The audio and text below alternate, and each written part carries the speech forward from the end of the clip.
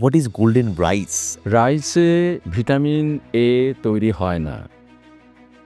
ঘাসে আছে ভিটামিন, ঘাস খাওয়া ধরা চাই। সুকুমার রায়ের বিখ্যাত ছড়া। আমি জুরিকে সুইজারল্যান্ডে ৬ বছর কাজ করেছি। কলকাতায় আমি রাসবেরি ঘোষ চেয়ার প্রফেসর ছিলাম। বিশ্বভারতীতে ভারপ্রাপ্ত ভাইস চ্যান্সেলর ছিলাম বা বিশ্ব বাংলায় ফাউন্ডার ভাইস চ্যান্সেলর ছিলাম। হ্যাঁ। তেমনি ফিলিপিন্সে ইন্টারন্যাশনাল রাইস রিসার্চ ইনস্টিটিউটে ১২ বছর কাজ করেছি। দিল্লিতে deputy director general crop science ছিলাম। এখনো ভারতবর্ষে প্রায় 50% পিপল এগ্রিকালচার ডিপেন্ডেন্ট। যত কমবে তত কিন্তু ইন্ডিয়ার ইকোনমি ডেভেলপ করছে। আমেরিকাতে ১০০ বছর আগে সেখানেও 50-60% লোক এগ্রিকালচার ডিপেন্ডেন্ট ছিল, আজকে 1%।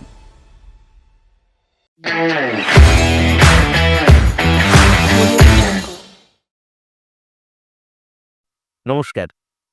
স্বামী বিবেকানন্দ ইউনিভার্সিটির পডকাস্ট সেশনে আপনাদেরকে স্বাগত জানাই। আজকের এই পডকাস্টটা অত্যন্ত গুরুত্বপূর্ণ। তার কারণ হচ্ছে আজকে আমাদের এই পডকাস্ট সেশনে আমরা এগ্রিকালচার নিয়ে কথা বলবো। হ্যাঁ, বলবো। এগ্রিকালচার নিয়ে কথা বলবো, কিন্তু আরো বিশদে জানবো। যেই মানুষটার কাছ থেকে জানার চেষ্টা করব, তার গবেষণার পর্বটা দীর্ঘ ৫০টা বছর যাবৎ, এবং যিনি এমন একটি বিষয়ে উদ্ভিদবিদ্যার, উদ্ভিদ বিজ্ঞানের এমন একটি পর্যায় নিয়ে গবেষণা করেছেন, সেটি এখনো পর্যন্ত আমাদের কাছে অবিস্মরণীয় জায়গায় নিয়ে গেছে। এবং তার উপাখ্যান বা তার পরিচিতি আলাদা করে ব্যক্ত করার আমার মনে হয় না কোনো প্রয়োজন পড়বে। তার কারণ হচ্ছে যে তার বহু তার অ্যাফিলিয়েশন, তার ডেজিগনেশন, যদি বলতে হয় সবকিছু পারিপার্শ্বিকভাবে মিলিয়ে মিশিয়ে যদি বলতে হয়, তাহলে প্রচুর উপাধিতে তিনি উপাধিত। আর আজকে আমরা ঋদ্ধ, আমরা সমৃদ্ধ তাকে আমাদের মাঝে পেয়ে। আমরা আজকে আমাদের মাঝে পেয়েছি ডক্টর স্বপন কুমার দত্ত। অনেক, অনেক স্বাগত স্যার। নমস্কার। হ্যাঁ, প্রথমত আপনার স্বাস্থ্যের একটু খবর নেব। কেমন আছেন আপনি? আমি একদম ভালো আছি। হুম। চলে আছি। এই প্রস্ফুটিত আপনার মুখটা দেখে খুব ভালো লাগছে আমাদের। আর এই যে স্যার দীর্ঘ বছর ধরে যে এগ্রিকালচার নিয়ে আপনার একটা গবেষণা, এই গবেষণার সম্পর্কিত এমন একটা পার্টিকুলার বিষয়, যে বিষয়টা হচ্ছে রাইস, এবং সেটি গোল্ডেন রাইস। হুম। এই বিষয়টা আমাদেরকে মানে বিস্মায়িত করছে। মানে বারবার আমাদেরকে বারবার জানান দেয় যে অ্যা অ্যা বহু ক্ষেত্রে বহু ইন্টারভিউ সেশনে আপনার কাছ থেকে হয়তো আ বহু ক্লাসের মধ্য দিয়ে আমরা জানার চেষ্টা করার বা মানে সেইভাবে সরাসরিভাবে আমরা জানতে পারিনি। কিন্তু আজকে জানতে পারার জন্য আজকের এই মুখোমুখি পডকাস্ট সেশন, যেখানে আমরা জানতে পারবো যে what is golden rice and their activities. Research এ কি উঠে এলো এতদিন ধরে? ওকে, খুবই ভালো বিষয় এবং আমার যথেষ্ট একটা এক্সাইটিং বিষয় বলতে পারো। আম ঘাসে আছে ভিটামিন, ঘাস খাওয়া ধরা চাই। সুকুমার রায়ের বিখ্যাত ছড়া। বিখ্যাত ছড়া। সমস্ত সবুজ গাছে ভিটামিন আছে। এই গোল্ডেন রাইসের যে উপাদান সবকিছুই সব সবুজ গাছে আছে। সেই ঘাস বা সবুজ সবকিছু তো আমরা খাই না বা খেতেও পারি না। রাইসে ভিটামিন এ তৈরি হয় না।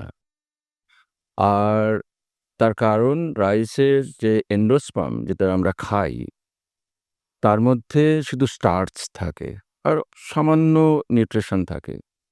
প্রোভিটামিন এ বা ভিটামিন এগুলো বা আয়রন কোনো কিছুই থাকে না। অর্থাৎ আমরা পলিশড রাইস যেটা খাই, সেই ভাতে অ্যাকচুয়ালি পুষ্টিকর বস্তু খুব কম। প্রোটিন খানিকটা আছে, কিন্তু পুষ্টিটা খুবই কম, যেটা ব্রাউন রাইসে আনমিল্ড রাইস খেলে আমরা খানিকটা পেতে পারি। এবারে আমাদের ভারতবর্ষ তো বটেই, ভারতবর্ষের 30% আমাদের পপুলেশন ম্যালnourished, পুষ্টিজনিত রোগে ভুগছেন। সারা পৃথিবীতেই আছে এটা সমস্যাটা। তো বহুদিন আগে সুইস ফেডারেল ইনস্টিটিউট অফ টেকনোলজিতে যখন আমি কাজ করি, তখন আমরা রাইসে এমন কিছু কাজ করতে পারি কিনা যেটা শুধু আ রাইসটা একটা খাদ্য হিসেবে নয়, পুষ্টিকর খাদ্য হিসেবে ব্যবহার করা যায়। তো আমি রাইসে ১ম জেনেটিক ইঞ্জিনিয়ারিং অ্যা পাবলিকেশন করি, নেচার বায়োটেকে বেরোয় 1990 তে। সেই সময়ই এই ভাবনাটা শুরু হয় যে এমন কিছু রাইসে করতে হবে যে রাইস শুধু খাদ্য হিসেবে নয়, পুষ্টিকর খাদ্য হিসেবে যাতে এটাকে ব্যবহার করা যায়। আর যেহেতু ভারতবর্ষ শুধু নয়, সারা পৃথিবীতে প্রায় মোর দ্যান 3 বিলিয়ন পিপল, মানে 3 বিলিয়নেরও বেশি লোক, মানে অর্ধেকের বেশি লোক রাইস খায়। অবশ্যই। সুতরাং ভাতের ভাত ভাতের কোনো অল্টারনেটিভ নেই। অল্টারনেট। তো সেই ভাবনা থেকেই দেখা গেল যে ক্যারোটিনয়েডস একটা পাথওয়ে যেটা ভিটামিন তৈরি করে, সেই পাথওয়েটা ৩ টে এনজাইম, ফাইটোন সিনথেস, ফাইটোন ডিস্যাচুরেজ, লাইকোপিন সাইক্লেস, ৩ টে এনজাইম। ওকে। এই এনজাইম বা ৩ টে জিনস ইনভলভ। এই ৩ টে জিনের পাথওয়েটাকে আমরা যদি রাইসের এন্ডোস্পার্ম, মানে যেটা সিড, যেটা তাতে যদি ইনকর্পোরেট বা তাতে যদি ঢোকাতে পারি, তাহলে তো কাজ হবে। এবার ঢোকাবো কি করে? ঢোকানোর জন্য দরকার একটা প্রমোটার, যেরকম ইঞ্জিন, ট্রেনকে চালানো করার জন্য একটা ইঞ্জিন দরকার। সেজন্য এই জিনটিনটাকে চালনা করার জন্য একটা প্রমোটার দরকার। সেই প্রমোটারটা আবার এমন প্রমোটার হতে হবে, মানে এক্সপ্রেশন করবে বা সেখানে আ থাকবে বা তার উপস্থিতি বা এটা আমরা কমিউনিকেটর হিসেবেও ধরতে পারি কিন্তু এই হ্যাঁ, জায়গাটাকে। বলা যায়। হ্যাঁ। তো এইভাবে একটা একটা স্ট্রাকচার বা ভেক্টর আমরা তৈরি করলাম। তৈরি করে তারপরে সেটাকে আমরা রাইসে ইনকর্পোরেট করলাম by genetic transformation, which is a well established. সারা পৃথিবী জুড়েই এটা একটা এস্টাবলিশড ফ্যাক্ট। করে আমরা দেখলাম যে সেখানে আ পলিশড রাইসেও একটা গোল্ডেন কালার আসছে। অর্থাৎ ক্যারোটিনয়েডস পাথওয়ে এটা ইনকর্পোরেট করা হলো বা তৈরি হলো। এই যে গোল্ডেন কালারটা এলো বিকজ অফ ক্যারোটিনয়েডস পাথওয়েটাতে ইনকর্পোরেট করা হলো, সেজন্যই সেটাকে বলা হচ্ছে গোল্ডেন রাইস। এবং এটা বিউটিটা হচ্ছে এরকম, এরপরে পলিশ রাইসেও প্রোভিটামিন এ তৈরি হচ্ছে, যেটা আমাদের শরীরে যখন ঢুকবে, সেই প্রোভিটামিন এটা কনভার্ট হবে ভাইটামিন এতে। অর্থাৎ ভাইটামিন এ জনিত যত রোগ বা যাবতীয় যত সমস্যা মানুষের আছে, সেটার থেকে আমরা রক্ষা পাবো শুধু রাইস খেয়ে। এইভাবে গোল্ডেন রাইসের তৈরি হলো।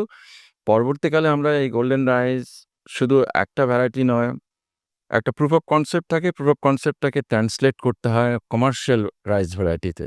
সেটাতেই এগ্রিকালচার আসছে। একটা হচ্ছে সায়েন্স, প্ল্যান্ট সায়েন্স, বায়োটেকনোলজি, এবারে এগ্রিকালচার। অসাধারণ সংযোগ দেখতে হ্যাঁ, পাই। এগ্রিকালচারে আসা মানেই হচ্ছে যে রাইস বাংলাদেশে ব্যবহার হয়, BR-29, আমরা BR-29 কে গোল্ডেন রাইস বানালাম। ভারতবর্ষে IR-64 একটা বিশাল important commercial rice, Indonesia, Malaysia, সব এশিয়ার প্রায় বহু জায়গায় IR-64 রাইসটা ব্যবহার হয়। IR-64 এ আমরা গোল্ডেন রাইস বানালাম। ভিয়েতনামের রাইসই বানালাম। আ বিভিন্ন দেশের চাইনিজ রাইস, সমস্ত বিভিন্ন যে কমার্শিয়াল রাইস যে ভ্যারাইটিগুলো, সেখানেও আমরা এই পাথওয়েটাকে ইনকর্পোরেট করলাম। বেশ। করার পরে দেখলাম সমস্ত তার যে নিউট্রিশন প্রোফাইল যেটা স্টাডি করা হয়, সব স্টাডি করা হলো। করার পর দেখা গেল they are everything intact as compare control প্ল্যান্টের সঙ্গে, কন্ট্রোল রাইসের সঙ্গে। শুধু এটাতে একটা অ্যাডিশনাল ট্রেইট ইনকর্পোরেট হয়েছে, সেটা হচ্ছে বিটা ক্যারোটিন পাথওয়ে বা ক্যারোটিনয়েডস পাথওয়ে। অর্থাৎ এটা অ্যাডিশন হচ্ছে। অ্যাডিশন হলো। আচ্ছা, কারণ যেহেতু আমরা ওই জিনটাকে রেগুলেট করলাম যাতে এন্ডোস্পার্মে গিয়ে পৌঁছয়। আচ্ছা। যার ফলে আমরা গোল্ডেন রাইস যেটা পেলাম, যে ইল্ড, যে সমস্ত কমার্শিয়াল রাইসের ইল্ড বা আদার কম্পোনেন্ট তারা সব একই থাকলো। শুধু একটা বিটা ক্যারোটিনের পাথওয়ে বাড়লো বা ইনকর্পোরেট হলো। অর্থাৎ আমাদের গোল্ডেন রাইস তৈরি হলো। এই ম্যাটেরিয়াল বাংলাদেশে ফিল্ড ইভ্যালুয়েশন হয়েছে, ভারতবর্ষে হয়নি। কারণ ভারতবর্ষের রেগুলেটরি সিস্টেম এখনো আম তারা রেডি নয় এই সমস্ত কাজগুলোকে অ্যাকসেপ্ট করতে। কিন্তু কেন স্যার? এই জায়গাটা এটাই হচ্ছে সবথেকে বড় প্রশ্ন। এটা এটা আর উঠে আসে। এই প্রশ্নটার উত্তরটা আ দেওয়াটা খুব সংক্ষেপে, পলিসি যারা তৈরি করেন বা রেগুলেটরি প্রসেস যে পলিসি যারা তৈরি করেন, তারা বা সায়েন্টিস্ট যারা আমরা বা আমাদের মতো সায়েন্টিস্ট যারা ভারতবর্ষ বা সারা পৃথিবীতে আছেন, তাদের সঙ্গে গভর্নমেন্টের যে লোকেরা যেটা ইমপ্লিমেন্ট করবে, তাদের মধ্যে একটা সমন্বয়ের বা সংযোগের অভাব আছে। আমরা বোঝাতে পারিনি গভর্নমেন্টকে বা গভর্নমেন্ট বুঝেও বুঝতে চায়নি। দুটো যেকোনোটাই হতে পারে। অর্থাৎ যে বিটি কটন যে কমার্শিয়ালি এখন অ্যাভেইলেবল, সেটা সারা ভারতবর্ষে এখন 95% প্লাস সবটাই বিটি কটন, বিটি কটন। মানে বায়োটেক কটন। হ্যাঁ, হ্যাঁ। সেটা এখন অ্যাকসেপ্টেড। কারণ ফার্মার্সরা ওটাকে অ্যাকসেপ্ট করেছে। গভর্নমেন্ট কিন্তু রেগুলেট করেনি আর। না। গভর্নমেন্ট ওটা এগেইনস্টেই ছিল। রেগুলেটরি বডি এগেইনস্টেই ছিল। ওটা ফার্মার্সরা মাঠে নিয়ে নিয়েছে। যেদিন এমন ঘটবে যে গোল্ডেন রাইস বা হাই আয়রন রাইস বা যে সমস্ত ট্রেড এখন ইনকর্পোরেট করা হচ্ছে রাইসে বা অন্য ক্রপে, সেগুলো যদি ফার্মার্সরা নিয়ে নেয় মাঠে, তারা দেখছে একটা উপকারিতা। যেমন চায়নাতে আমরা আমি যেমন ইটিএসে জুরিকে সুইজারল্যান্ডে ৬ বছর কাজ করেছি, তেমনি ফিলিপিন্সে ইন্টারন্যাশনাল রাইস রিসার্চ ইনস্টিটিউটে ১২ বছর কাজ করেছি। সেখানে আমরা প্রচুর ট্রেড ইনকর্পোরেট করেছি, ইমপ্রুভ করেছি। সেখানকার ম্যাটেরিয়াল আমরা বিটি রাইস চায়নাতে পাঠিয়েছি, ভারতবর্ষেও পাঠিয়েছি, অন্য দেশেও পাঠিয়েছি। চায়না সেটাকে ম্যাক্সিমাম ইউজ করেছে। ইউজ করে ওরা ফিল্ডে গ্রো করেছে এবং ওরা মার্কেটেড করেছে, মার্কেটে নিয়ে গেছে। মানে কমার্শিয়ালি অ্যাভেইলেবল। মজাটা হলো যখন আমরা ইভ্যালুয়েশন করছিলাম এক্সপেরিমেন্টালি, চারপাশের ফার্মার্সরা দেখলো যে একটা ফিল্ডে আ বিটি রাইস গ্রো করছে এবং সেখানে আ আ তার পাশে অন্য রাইস গ্রো করছে। সেখানে কোনো পেস্টিসাইড দেওয়া হচ্ছে না, কোনো কেমিক্যাল স্প্রে করা হচ্ছে না। কেমিক্যাল স্প্রে করা হচ্ছে না, তার সত্ত্বেও ম্যাটেরিয়ালগুলোর কোনো ইনসেক্ট বা কোনো পোকামাকড় অ্যাটাক করছে না। অথচ তার পাশের জমিতে যে রাইস গ্রো করছে, একই রাইস, সেখানে প্রচুর পোকামাকড় গ্রো করছে এবং সেখানে ফলনটা ভালো হচ্ছে না। এটা ফার্মার্সরা তখন, মানে এটা রিপোর্টেডে আছে, আমি মিডিয়াতেই দেখেছি। Hmm. Farmer started stealing that rice. ওরা ওখান থেকে রাইস কিছু, কিছু নিয়ে নিজেরা গ্রো করে পরে ওরাই এটাকে স্প্রেড করেছে। তখন চাইনিজ গভর্নমেন্ট তখন এটাকে ডিরেগুলেশন করে দিল যে ম্যাটেরিয়ালটা সেফ। স্টাডিও করেছে ওরা, স্টাডি করে সেফ এবং ডিরেগুলেশন করে ওটাকে ওরা কমার্শিয়াল অ্যাপ্রুভালটা দিয়ে দিল। এখানেই আমার একটা প্রশ্ন স্যার। আপনি এই যে বলছেন যে প্রত্যেকটা জায়গায় আমি চায়নাতে আপনার গবেষণা জায়গাটা শুনলাম। সেখানের সরকার তারা নির্ধারিত করলো, এই রাইসকে পারমিশন দিল এবং সেখানকার কৃষক সমাজ তারা সেটাকে অ্যাকসেপ্ট করলো। রাইট। কিন্তু এই যে ভারতবর্ষের মধ্যে এতটা বৃহদংশে পপুলেশন, সেই পপুলেশনের মধ্যে মানুষ এই যে আপনারা গবেষকরা সেই জায়গাটায় কোথাও গিয়ে পৌঁছতে পারছেন না বা বোঝাতে পারছেন না। আ তার জন্য কি এই যে মানুষ এফেক্টেড হচ্ছে, আ সাধারণভাবে আপনি যেটা ইস্টের কথা বলছিলেন যে ইস্টটা এর মধ্যে মেশানো রয়েছে এই রাইসের মধ্যে। আ এই পার্থক্য, এই তারতম্যের জায়গাটা কি এখনো পর্যন্ত অসফল ২০২৫ এ? আমরা এখনো বলবো অনেকাংশেই অসফল। আচ্ছা। আমরা আ এই কমিউনিকেশনটা আমরা বোঝাতে পারিনি বা গভর্নমেন্ট বা আমরা সায়েন্টিফিক কমিউনিটি যে কাজ করছে, সে কাজটা তারা বোঝাতে পারেনি। আর চাইনিজ গভর্নমেন্ট আমি বলব they are very proactive. Even Bangladesh government proactive. BT brinjal আমরা এখানে তৈরি করলাম, এখানে গ্রো করতে পারলাম না। বিটি ব্রিঞ্জাল যখন তৈরি হলো, সমস্ত সায়েন্টিফিক স্টাডিজ, প্রুভেন স্টাডিজ আর অ্যাভেইলেবল যে এটা সেফ এবং ইউজ করা যেতে পারে। কিন্তু আ মানে সরকারিভাবে এটা সমর্থন পাওয়া গেল না। বাংলাদেশে সেই ম্যাটেরিয়ালই গ্রো করে বাংলাদেশে এখন যেকোনো রেস্টুরেন্টে বা বাড়িতে ইউ ক্যান হ্যাভ সেই ব্রিঞ্জাল, বেগুনি আপনি খেতে পারবেন, যেটা ভারতবর্ষে তৈরি করলো কিন্তু ভারতবর্ষে ব্যবহার করতে পারল না। তফাৎ কি হয়েছিল ওখানে? আমি বলব সেখানে একজন মন্ত্রী ছিলেন, তিনি এখন নেই। আমার ব্যক্তিগতভাবে তার সঙ্গে আমি আ অনেক জায়গায় ঘুরেছি। ইউএসএ একটা মিটিংয়ে, কনফারেন্সে অ্যাটেন্ড করেছিলাম। মতিয়ার চৌধুরী, ম্যাডাম মতিয়ার চৌধুরী। তিনি সিদ্ধান্ত নিয়েছেন। সায়েন্টিফিক্যালি সায়েন্টিস্টরা এই কাজ করেছে। কাজের তার যে ফল তারা দেখেছে, সে ফল সায়েন্টিফিক্যালি প্রুভেন সেফ। আমি এটাকে অবশ্যই অ্যাকসেপ্ট করব। আর যারা অপোজ করছে তাদের তিনি বলেছেন, "না তোমরা বিজ্ঞানী, না তোমরা কোনো কাজ করেছো। তোমরা এটা নিয়ে আ প্রশ্ন করো না। কারণ তোমরা ১০০ জমিও তো কাজ করো না। তোমরা এটা নিয়ে প্রশ্ন করো না।" উনি যেমন আমাদের সিভি সুব্রমণিয়াম ছিলেন, আমাদের একজন আম বহুকাল আগের যিনি হুম, হুম। এগ্রিকালচার মিনিস্টার এগ্রিকালচার ছিলেন। নিয়ে।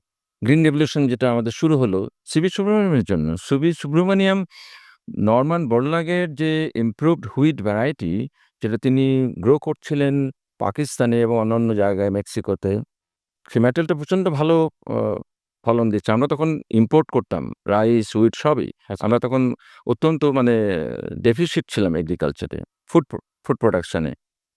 সিভি সুব্রমণিয়াম তখন এটাকে প্রমোট করলেন। ওই ম্যাটেরিয়াল ইন্ডিয়াতে আনা হবে, এনে গ্রো করা হবে। গ্রো করিয়ে তার আ দেখা হবে তার yield কম্পোনেন্ট আমাদের ইকোসিস্টেমের সঙ্গে, এবং যদি মনে হয় ঠিক হয় নেক্সট ইয়ার থেকে আমরা এটাকে প্রোডাকশন করব। সেটাই করা হয়েছিল যখন এম.এস. স্বামীনাথন ডিজি ছিলেন ICAR এর। এরকম ১ জন ২ জন মানুষ থাকলে মানে এই সিদ্ধান্তগুলো অনেক সহজে করা যায়। Narendra Modi hour prime minister, এখনকার যিনি প্রাইম মিনিস্টার, তিনি যখন গুজরাটের চিফ মিনিস্টার ছিলেন, বিটি কটন গুজরাটে কিন্তু নরেন্দ্র মোদী অ্যাপ্রুভ করেছিলেন। হুম।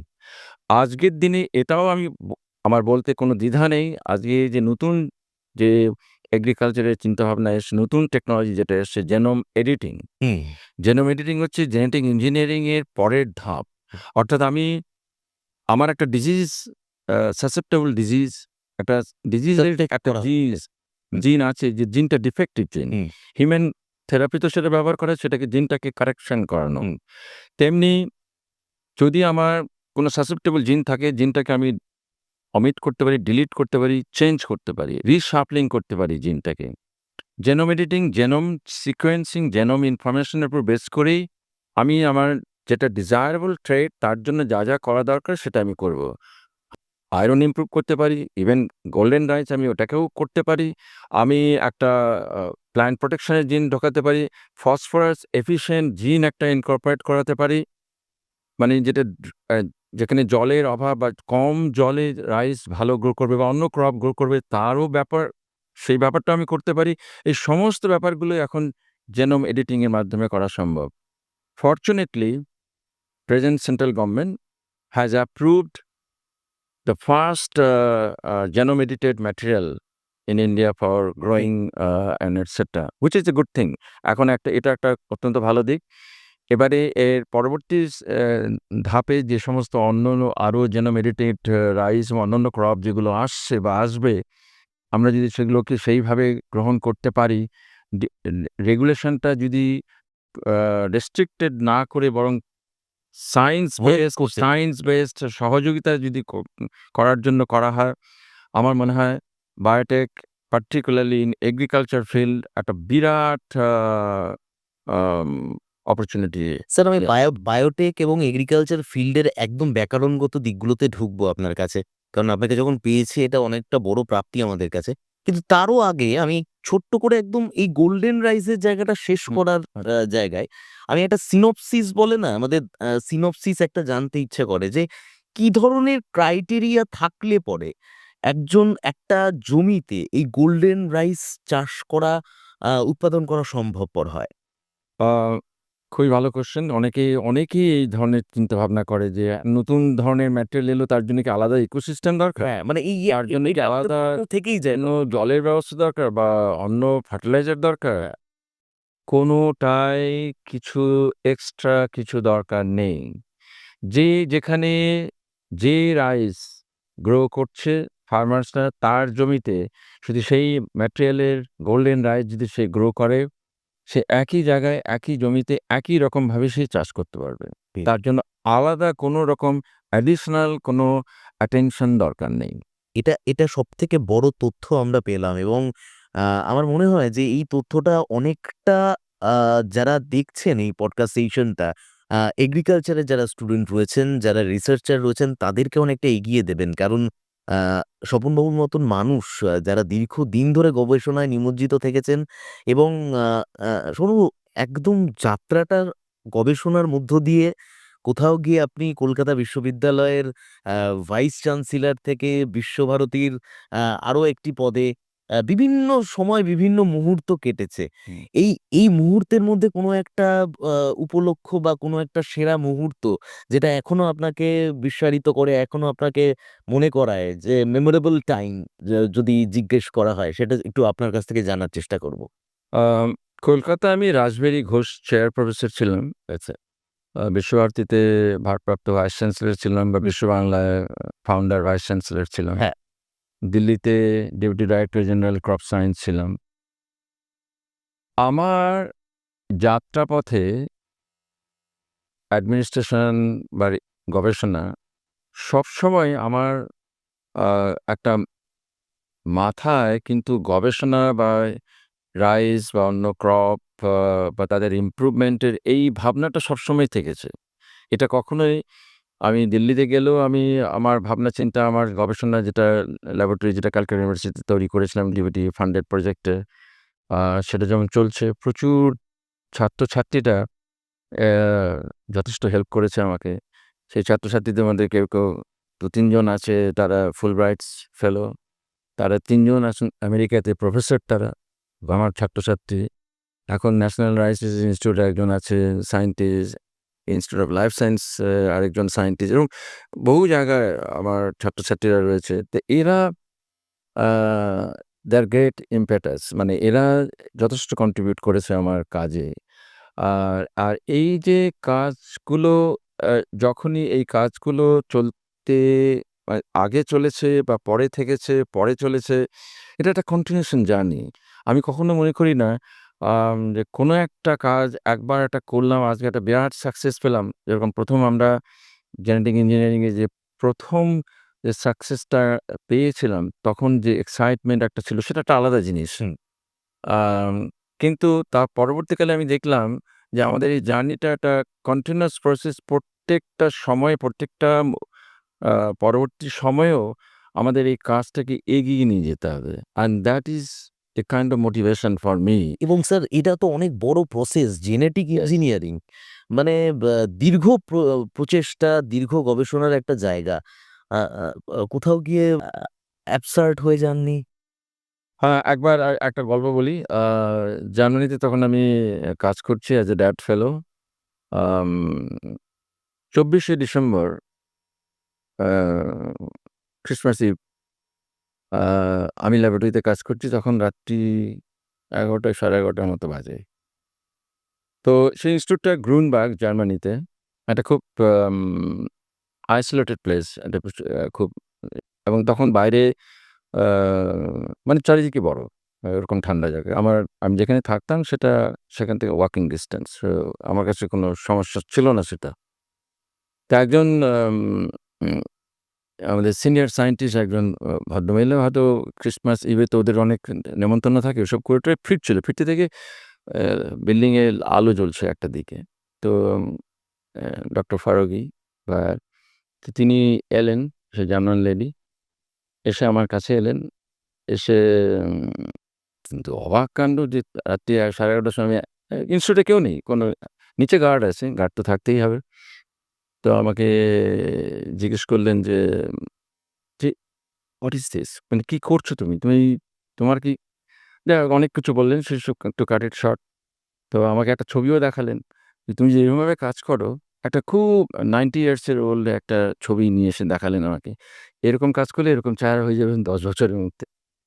তো যাই হোক, তো at the age of 73 I'm still active and I find it's a pleasure to work. তো সেখানে আমি এখনো আনন্দের সঙ্গেই কাজ করি। It's our pleasure. সো তো যাই হোক, ভদ্রমহিলাকে যা বলার বললাম। যেটা বলতে চাইছি সেটা হলো, হ্যাঁ। আম কাজে বহু ক্ষেত্রেই আমরা যে গবেষণা করি, বা আমার গবেষণাতেও আছে, বহু কাজই কিন্তু ফেইল করেছে, কাজ করেনি। কিন্তু একটা মাথায় একটা রাখা উচিত বা একটা অবজেক্টিভ থাকা উচিত যে আমি কি করতে চাইছি, সেই করার পাথটা নির্দিষ্ট রাখার, এবং সায়েন্টিফিক ইনফরমেশন এবং সার্কামস্ট্যান্সিয়াল সমস্ত এভিডেন্স যেগুলো সব মিলিয়ে যে কাজটা হবে, সে কাজটাকে গঠনমূলকভাবে এগিয়ে নিয়ে যাওয়া। সুতরাং ওই ফেইলগুলো, প্রত্যেকটা ফেইলের কিন্তু একটা জিনিস শিখতে পাচ্ছি। একেকটা জিনিস শেখা যাচ্ছে, একেকটা ফেইল হচ্ছে, এটা হচ্ছে না, তার থেকে একটা জিনিস শিখতে পারছি। এবং এই শেখাটা যত বেশি বাড়বে, তত কিন্তু সাকসেস রেটটা ততই অন্তত তাই মনে করি। আমার লাইফে আ বোধহয় একটু আ বেশিই বলা হয়ে যাবে। মানে even Wenzel institute of director Germany বলেছিলেন, "I have a golden finger." মানে হ্যাঁ। ওখানে যে কাজটা করেছিলাম ওদের বহু বছরে ওরা করতে পারেনি। সিঙ্গল মাইক্রোস্পোর থেকে embryo development hmm. And plant development single microspore থেকে। একটা অ্যান্থারে ৪,০০০ মাইক্রোস্পোর থাকে। হুম। একটা অ্যান্থারে। সেখানে একটা মাইক্রোস্পোর থেকে একটা এমব্রায়ো একটা প্ল্যান্ট তৈরি করা যায়। আমি সেটা হুইট এবং বার্লি দুটোতেই দেখালাম। আমি ১ম এ গিয়ে বলেছিলাম আমি করতে চাই। তো উনি হেসে বললেন, "Oh, your name is Swapan means dream."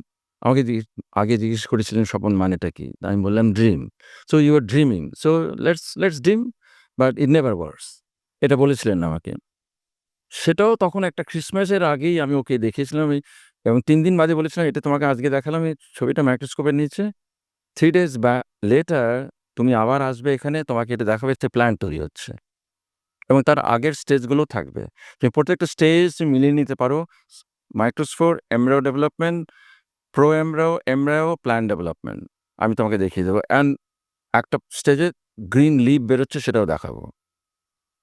উনি তো দেখে মানে একেবারে ভীষণ মানে he was excited at the same time disappointed. ওর যার মানে এতজনরা এত বছর ধরে কাজ করছে তারা সে কাজটা দেখাতে পারেনি। সুতরাং ফেইলিউর থাকবে। হুম।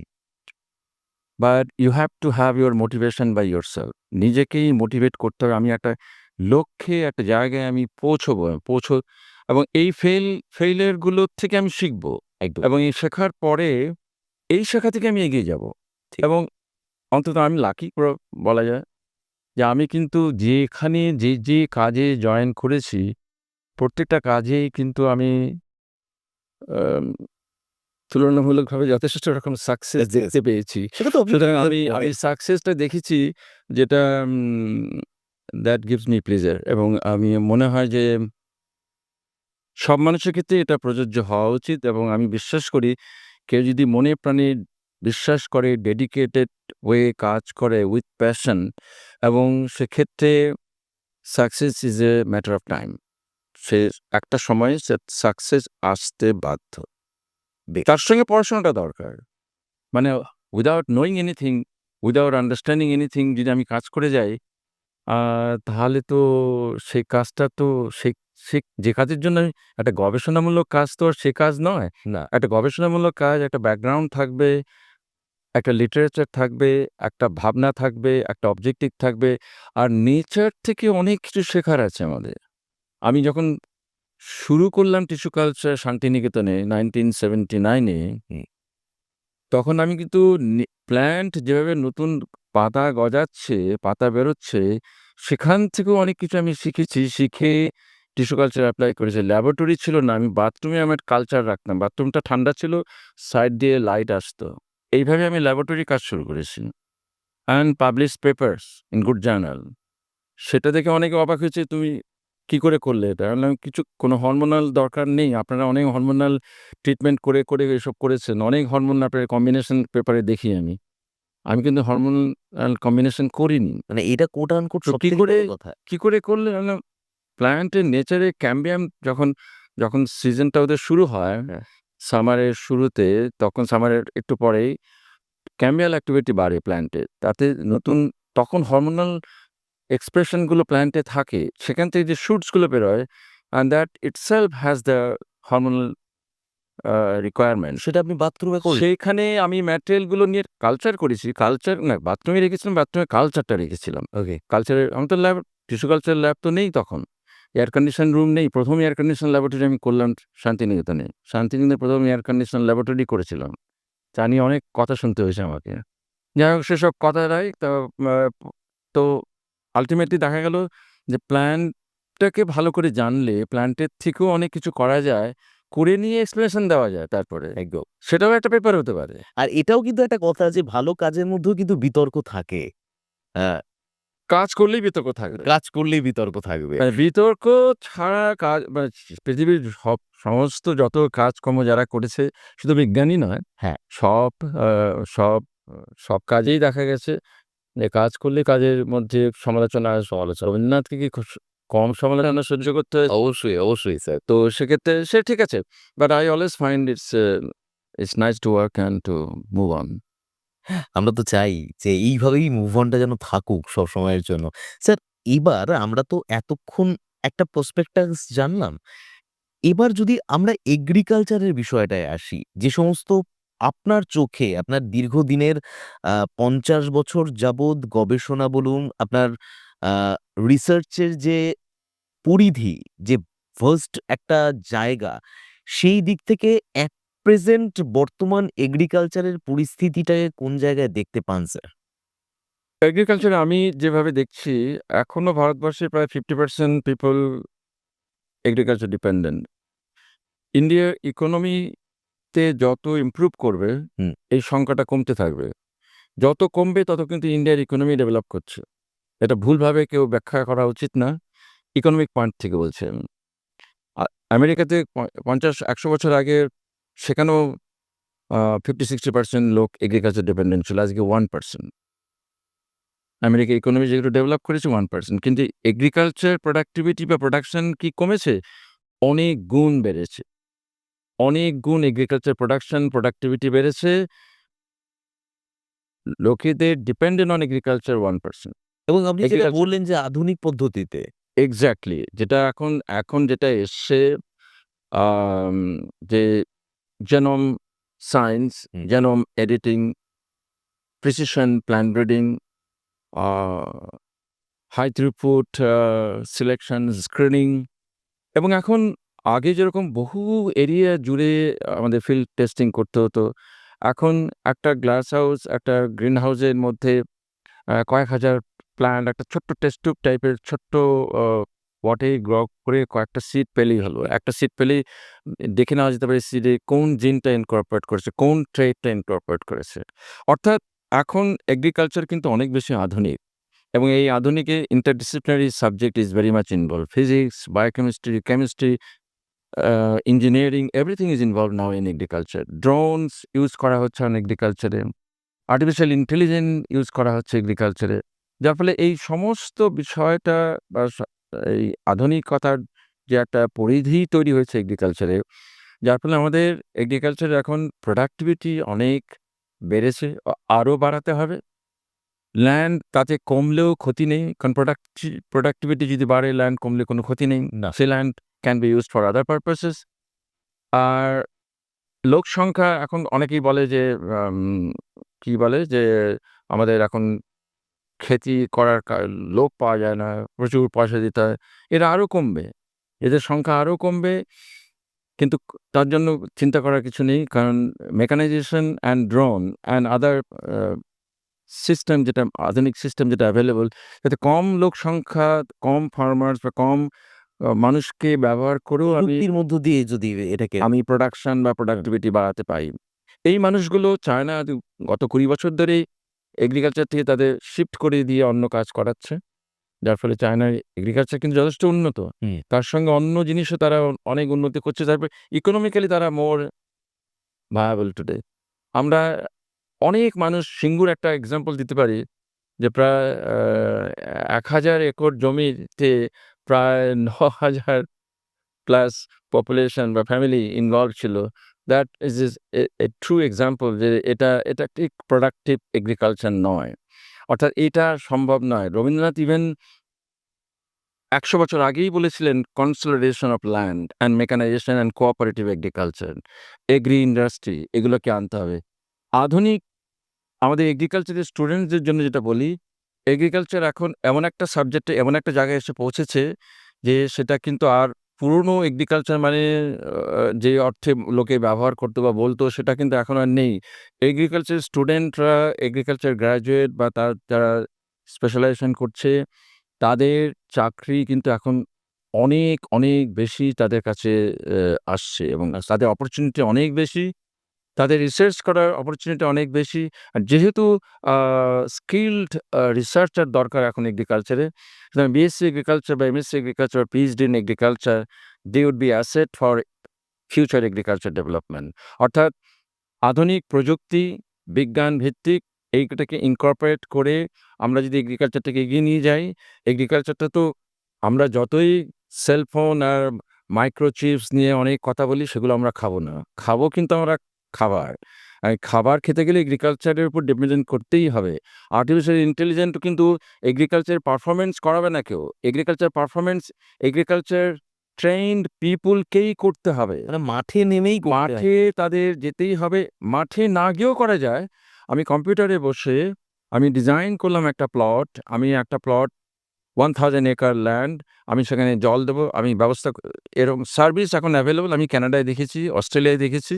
এটা ইন্ডিয়াতেও অদূর ভবিষ্যতে সম্ভব। এখন অনেক টেকনোলজি, জেইন ইরিগেশন ওরা অনেক ভালো ডেভেলপ করেছে টেকনোলজি। এগুলো এসে যাবে। অর্থাৎ আমি কম্পিউটারে বসে ডিজাইন করব আমার প্লটের কখন সিড দেওয়া হবে, কখন জল দেওয়া হবে, কখন ফার্টিলাইজার দেওয়া হবে এবং যখন গ্রো করছে কখন অ্যাডিশনাল ফার্টিলাইজার দেওয়া হবে এবং সমস্তটাই আমি সার্ভিসিং করিয়ে করাতে পারবো এবং থ্রু এয়ার, থ্রু এরোপ্লেন বা হেলিকপ্টার বা অন্য ওয়েতেও droning মেকানাইজড ওয়েতেও আমি এটাকে করতে পারবো। অর্থাৎ কয়েকজন সায়েন্টিস্ট বা কয়েকজন trained people they can do this agriculture. তবে এটা এই সিনারিওটা আমি বললাম, এটা আসতে এখনো 15-20 বছর লাগবে ইন্ডিয়াতে। অস্ট্রেলিয়া, কানাডাতে অলরেডি এসে গেছে। I have visited even the people. One family is running a huge land of agriculture. বাড়িতে ঘরে বসে মানে সে অর্ডার দিয়ে দিচ্ছে, লিকুইড নাইট্রোজেন এসে স্প্রে চ্যানেল করা আছে, তার মধ্যে দিয়ে যাচ্ছে, লিকুইড নাইট্রোজেন সয়েলে চলে and যাচ্ছে। they are versed technically developed. Harvest করা দরকার, অর্ডার হয়ে যাচ্ছে, কম্বাইন্ড হারভেস্টার এসে গেল, হারভেস্ট করার পর ক্লিনিং, প্রসেসিং সব করে প্যাকেজিং এভরিথিং ইজ ডান। আমি চায়নায় দেখেছি মাশরুম, আমাদের ইউনিভার্সিটিতে মাশরুম কাল্টিভেশন হয়, মাশরুম কালচার হয়, মাশরুম তৈরি হচ্ছে, আমাদের ছেলেমেয়েরা খুব ভালো কাজ করছে। আর চায়নাতে যেটা আমি দেখেছি একটা একটা ইনস্টিটিউট, একটা একটা একটা ইউনিভার্সিটি বা একটা ইনস্টিটিউট শুধু মাশরুম গ্রো করে। একেকটা বিগ চেম্বার মানে ইনিশিয়াল স্টেজ থেকে আরম্ভ করে ফাইনাল স্টেজ অব্দি পরপর আমি গিয়ে দেখলাম মাশরুমগুলো গ্রো করছে। হুম। পরবর্তীকালে একটা সিস্টেমে চলে গেল। সেখান থেকে মাশরুমগুলো ক্লিনিং হয়ে গেল। তারপরে প্রসেসে মাশরুমগুলো প্যাকেজ হলো। তারপরের প্রসেসে আম মানে সেটা এবার এক্সপোর্ট হবে, একটা একটা কোয়ালিটি এক্সপোর্ট হবে, একটা কোয়ালিটি ডোমেস্টিক মার্কেটের জন্য যাবে। সিল সব হয়ে গেল এবং আমাদের কয়েকজন মানুষ যারা ওখানে কাজ করে তারা কয়েকটা প্যাকেট আমাদের গিফট দিয়ে দিল। আমরা পুরোটা প্রসেসটা মানে 0 টু লাস্ট ফেজ অব্দি গেলাম, দেখলাম। এটাও আমি দেখেছি চায়নাতে প্রায় এখন থেকে 15 বছর আগে। অর্থাৎ মানে agriculture today a very modern science technology driven and it's very remunerative. অত্যন্ত লাভজনক যদি আমরা সবগুলোকে সেইভাবে প্রয়োগ করতে পারি। আর এটা লাভজনক হবে না যদি আমরা বহু মানুষকে ছোট একটা জমিতে তাদেরকে শুধু চাষ করার জন্যই রেখে দিই আর কোনো আধুনিকতা তাদের সঙ্গে যুক্ত না করি, সেক্ষেত্রে না তাদের লাভ হবে, না দেশের লাভ হবে, না ইকোনমিক্যালিও লাভ হবে। প্ল্যানিং কোনটাতেই লাভ এবং মডার্ন ডেভেলপমেন্টটা অবশ্যই জরুরি। অ্যাবসোলিউটলি। স্যার আরো একটা বিষয় সেটা হচ্ছে যে আপনার চোখে মানে ডক্টর স্বপন কুমার দত্তের চোখে স্বামী বিবেকানন্দ বিশ্ববিদ্যালয় যারা রিসার্চ করছে, এগ্রিকালচার নিয়ে যারা পড়াশোনা করছে, অ্যা তাদেরকে কিভাবে ইন্সপায়ার করে বা তাদেরকে কিভাবে দেখতে পান আপনার চোখে? আমার খুব ভালো লাগছে এখানকার এনভায়রনমেন্ট। আমার পক্ষে আজকেই কথা হচ্ছিল আমার কয়েকজন স্টাফের সঙ্গে। হুম। I found it's very nice environment. এই এনভায়রনমেন্টের কাজ করার স্বাধীনতাটাও আছে। এনভায়রনমেন্টটাও খুব অ্যাপ্রোপ্রিয়েট এবং কন্ডুসিভ।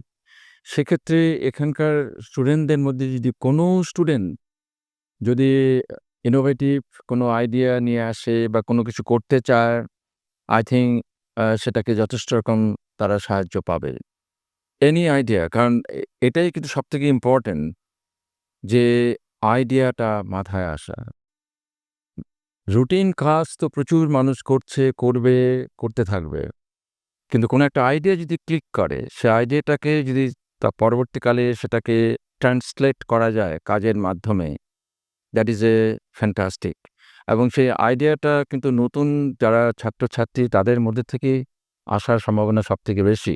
কারণ তাদের ব্রেইনটা হচ্ছে মোস্ট প্রোডাক্টিভ ব্রেইন।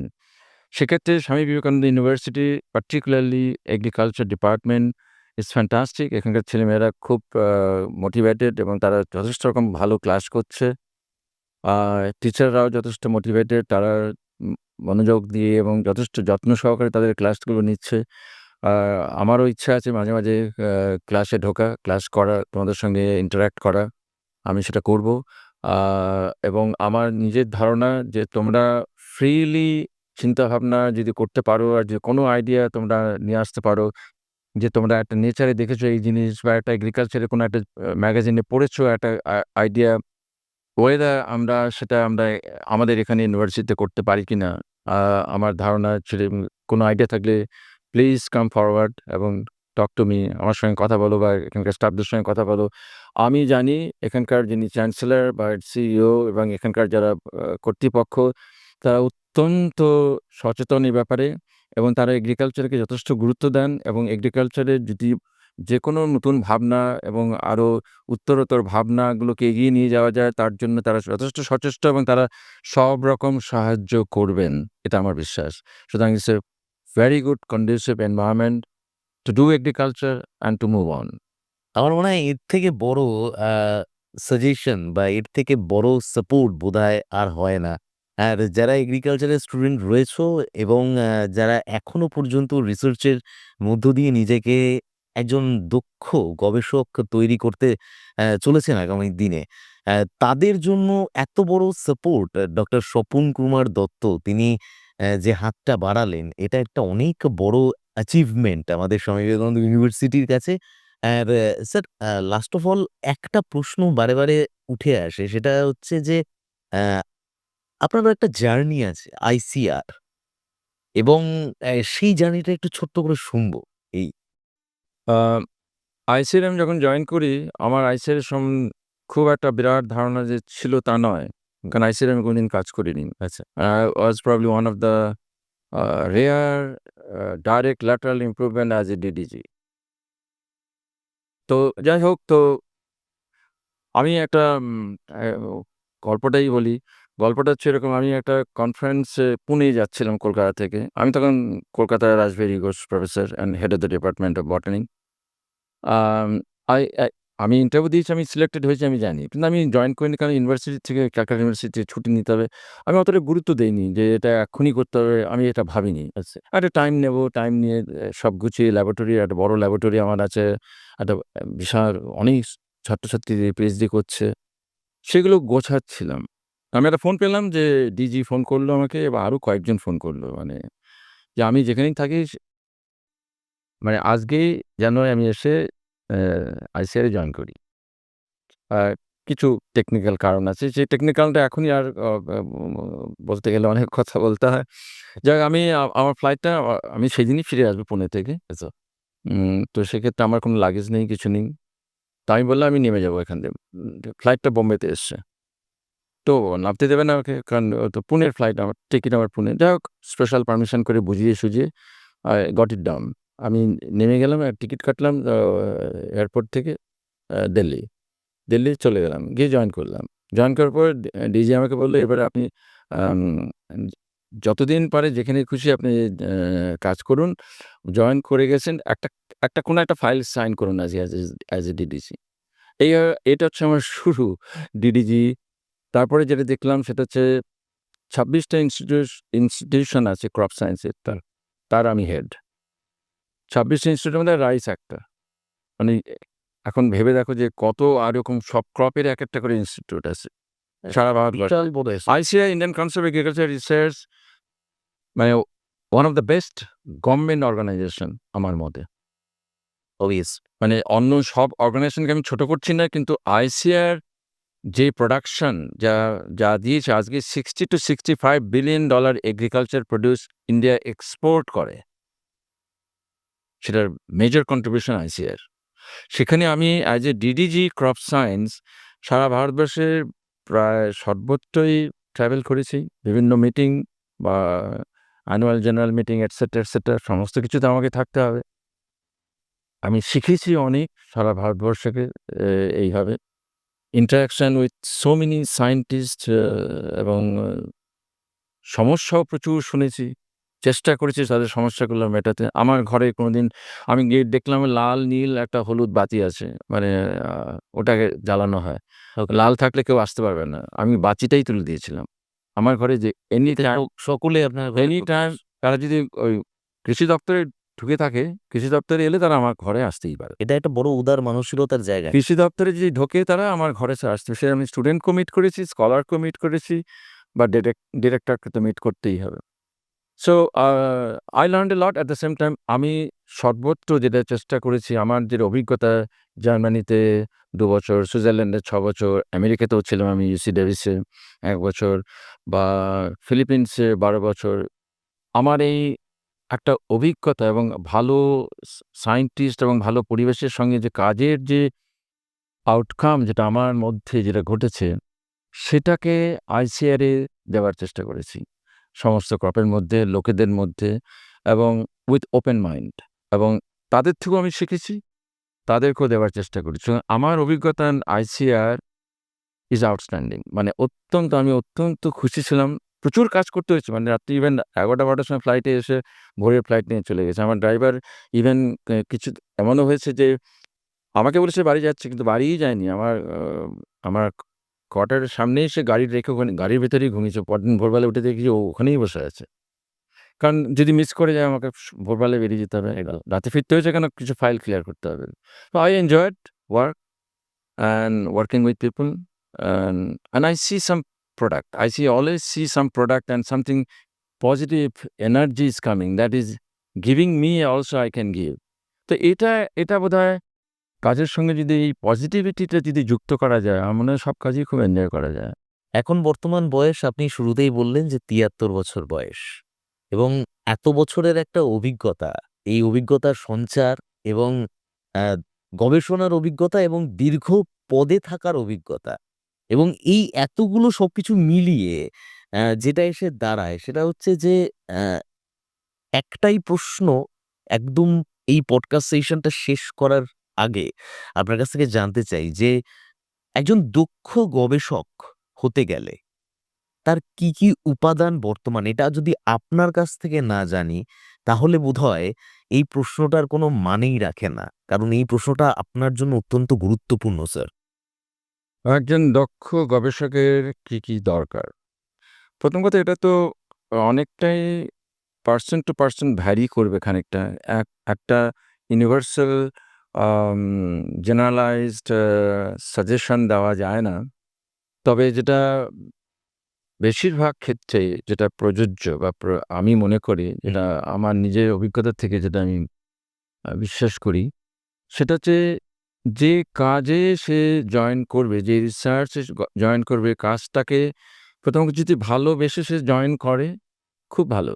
তাহলে তো সেই ভালোবাসাটাকে তার পরবর্তীকালে তার কাজের মাধ্যমে, কঠোর পরিশ্রমের মাধ্যমে, with passion and with learning সে একটা জায়গায় পৌঁছবে। না, আমি এগ্রিকালচারটা নিয়েই বললাম। কারণ কি আপনি এগ্রিকালচারে এর আগে বললেন যে একটা আইডিয়া থাকতে হবে স্টুডেন্টস এর বুক অ্যাবসোলিউটলি। হ্যাঁ, কিন্তু যদি ভালো না বেশে, অনেক সময় কি হয়, আমাদের অনেক গবেষকরা বা অনেক ছাত্রছাত্রীরা একটা অপরচুনিটি পায়। সে জানে না তার সময় সেই কাজটা সম্বন্ধে। সেখানে সে জয়েন করল। এবারে জয়েন করার পরে তাকে খুব দ্রুততার সঙ্গে শিখে নিতে হবে সেই কাজটা কি, এবং কি কাজটা তাকে করতে বলা হয়েছে, কি করবে সে। এবং সেই ইনস্টিটিউটে বা সেই গবেষণাগারে বাকিদের কাজটা। এখন সমস্যা হচ্ছে, আমাদের ভারতবর্ষের বহু ল্যাবরেটরিতেই যে কাজের পরিবেশ, সেটা কিন্তু ভালো নয়।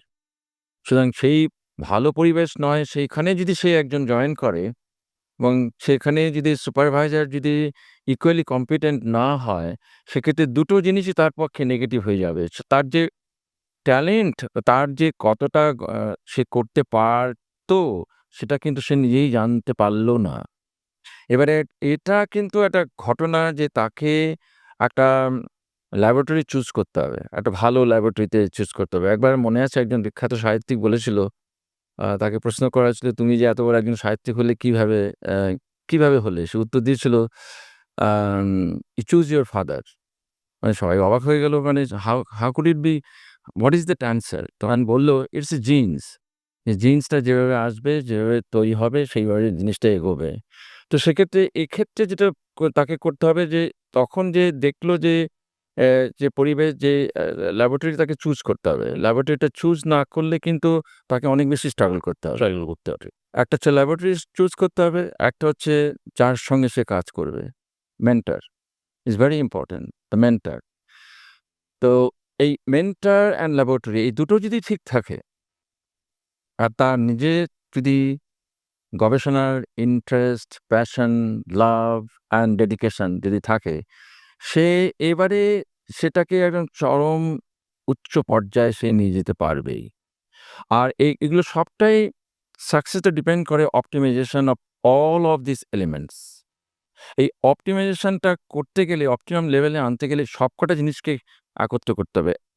না এখন সিঙ্ক্রোনাইজ করার যদি সিনক্রোনাইজটা এখন যদি কোথাও কোনো একটা যদি ঘাটতি থাকে, পারসন কনসার্ন যে গবেষক সে যদি অত্যন্ত ট্যালেন্টেড হয় এবং সে যদি অত্যন্ত আম মানে পারদর্শী বা অত্যন্ত সে তার প্যাশন থাকে তার কাজে, সে কিন্তু চেষ্টা করে পাশের ল্যাবরেটরি বা অন্য গবেষক যারা আছে অ্যালাইড সাবজেক্টে তাদের সঙ্গে যোগাযোগ রেখে বা তাদের কাজের পড়াশোনাটা করে সেটা করেও কিন্তু সে নিজেকে তৈরি করে নিতে পারে। সেজন্যই ১ম এই বললাম অনেকটা কিন্তু নিজের উপর ডিপেন্ড করে। কারণ আমি দেখেছি আমি যে ল্যাবরেটরিতে কাজ করেছি সেসব ল্যাবরেটরিতে অনেকেই কাজ করেছে। আ কিন্তু আমি দেখিনি তাদেরকে বিশেষ কিছু করতে বা তারা অত দরকার মনে করেনি।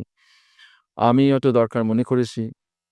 তো সেটাও সেখানে একটা ল্যাবরেটরি, একটা আ ভালো ল্যাবরেটরি, একটা ভালো পরিবেশ, একজন ভালো মেন্টর এবং নিজের ইচ্ছা, নিজের প্যাশন এবং নিজের ইচ্ছেটা ভীষণ দরকার যে আমি একজন গবেষক হতে চাই। একজন গবেষণা এবং ফেইলিয়ার কাজে আ ফেল হবেই এটা ধরে নিয়েই তাকে গবেষণাটা করতে হবে এবং সেটাকে গুরুত্ব না দিয়ে আমি কি করতে পারি বা আমার পরবর্তী ডিজাইনটা কি হবে সেটা নিয়েই বেশি ভাবা মানে উচিত। ব্যর্থতাকে সাথে নিয়ে সাথে আমাকে নিয়ে এগোতে হবে। এগোতে হবে এবং একদম। করলেই স সা মানে সাকসেস তো আসতে বাধ্য। অবশ্যই। আর ব্যর্থতাকে সাথে নিয়ে এগোনো মানেই হচ্ছে সাফল্যতাকে পাওয়া। আর সেই জন্যই বোধহয় এই স্বপনবাবুর মতন মানুষেরা এই বয়সের সন্ধিক্ষণে এসে দীর্ঘ বছরের একটা গবেষণাকে এগিয়ে নিয়ে যাচ্ছেন, এখনো পর্যন্ত যাচ্ছেন আনন্দের সাথে, উদ্দীপনার সাথে এবং অনেক নবপ্রজন্মের কাছে ইন্সপিরেশন স্বপন কুমার দত্তের মতন মহাশয়েরা। তার কারণ আ তাদেরকে দেখে উজ্জীবিত হয় ইয়াং জেনারেশনের যারা সায়েন্টিস্ট রয়েছে, যারা এগ্রিকালচার নিয়ে পড়াশুনো করছে, যারা রিসার্চ করছে এখনো পর্যন্ত। সরু অবসর সময়টা কিভাবে কাটে? আর রাতে শোবার আগে আমি রবীন্দ্রসঙ্গীত শুনি। ওটা ছাড়া আমার চলে না। পছন্দের কবি? পছন্দের কবি রবীন্দ্রনাথ।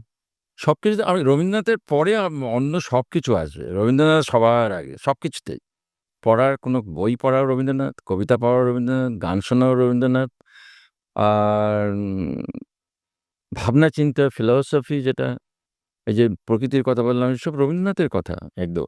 আম তো রবীন্দ্রনাথকে বেরোনো আমার পক্ষে খুব কঠিন। অন্য সবকিছু আমি অনেক বই পড়ি, অনেক কিছু পড়ি, অনেক লেখা পড়ি।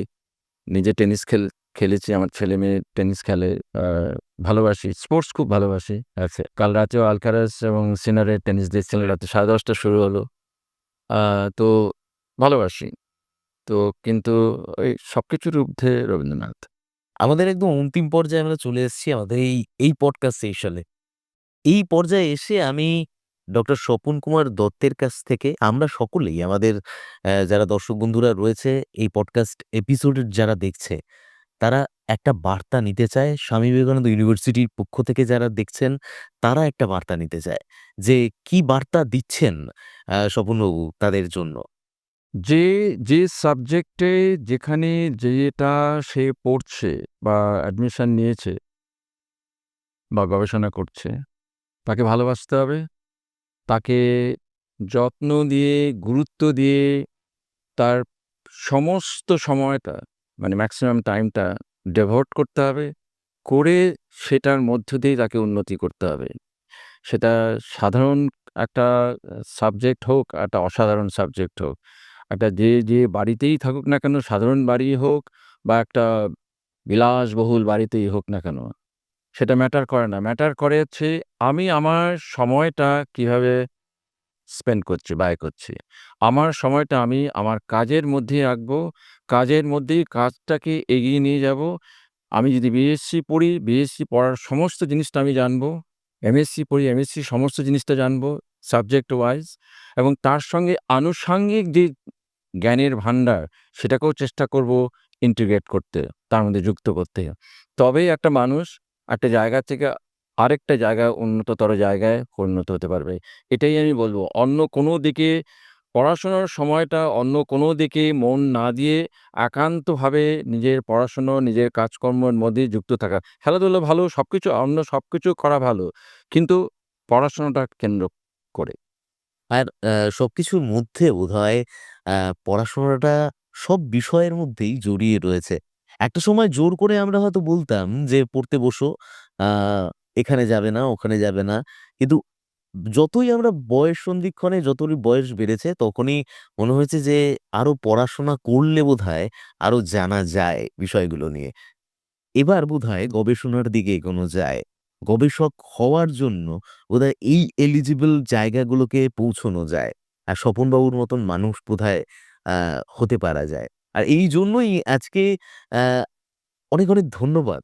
এত সুন্দর একটা আ মুহূর্ত আমাদেরকে উপহার দেওয়ার জন্য। আর সত্যি আমরা ঋদ্ধ, আমরা মুগ্ধ এবং আমাদের বন্ধুরা প্রত্যেকেই ঋদ্ধ, প্রত্যেকেই মুগ্ধ। এই ধরনের পডকাস্ট সেশন যদি আপনাদের ভালো লেগে থাকে তাহলে ছোট একটা লাইক, শেয়ার এবং আপনার প্রিয় মানুষদের কাছে একটু পাঠিয়ে দেওয়া। যে আমরাও কাজ করছি। আমরা এই ভালো, ভালো কনটেন্ট গুলো আপনাদেরকে দিচ্ছি, জানানোর চেষ্টা করছি এবং এখান থেকে আপনি কিছু জানতে পারছেন। অনেক ভালো থাকুন। স্বামী বিবেকানন্দ ইউনিভার্সিটি পডকাস্ট সেশনে আজকের মতন। ধন্য